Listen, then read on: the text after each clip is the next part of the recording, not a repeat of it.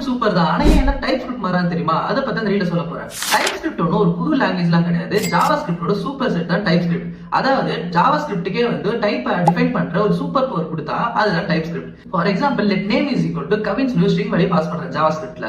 இப்ப நேம் திருப்பி ரீடிக்ளேர் பண்றேன், ஒரு நம்பர் வேல்யூ கொடுத்து ரீடிக்ளேர் பண்றேன், அது அக்செப்ட் பண்ணுது. அதே மாதிரி ஒரு பூலியன் வேல்யூ கொடுக்குறேன், ட்ரூன்னு சொல்லி கொடுக்குறேன், அது அக்செப்ட் பண்ணுது. இது ஒரு கரெக்டான வேவான்னு கேட்டீங்கன்னா இல்ல.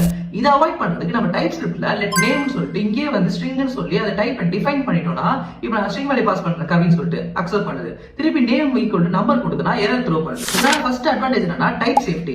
சோ நம்ம ரன் டைம் எரரை வந்து ஈஸியா வந்து அவாய்ட் பண்ணலாம். செகண்ட் பாத்தீங்கன்னா ஒரு பெட்டர் ஸ்கேலபிலிட்டிக்கு ரொம்ப ஹெல்ப்ஃபுல்லா இருக்கும். லைக் ஒரு பெரிய பெரிய ப்ராஜெக்ட் பண்றீங்கன்னா நம்ம கரெக்டா டிஃபைன் பண்றோம், டைப் டிஃபைன் பண்றோம்னா உங்களுக்கு எஃபிஷியன்ட்டாவும் கோட் வந்து ரிலேபிளாவும் இருக்கும். தேர்ட் அட்வான்டேஜ் என்னன்னா ஈஸியா வந்து ஒரு ஜாவா ஸ்கிரிப்ட் ப்ராஜெக்ட்டை டைப் ஸ்கிரிப்ட் இன்டகிரேட் பண்ணி கிராஜுவலா டைப் ஸ்கிரிப்டா ஈஸியா ஸ்கேலபிள் பண்ணலாம். சோ உங்களுக்கு இப்ப புரிஞ்சிருக்கும் ஏன் வந்து எல்லாரும் வந்து ஜாவா ஸ்கிரிப்ட்ல இருந்து டைப் ஸ்கிரிப்ட் சேஞ்ச் ஆகும்னு சொல்லிட்டு.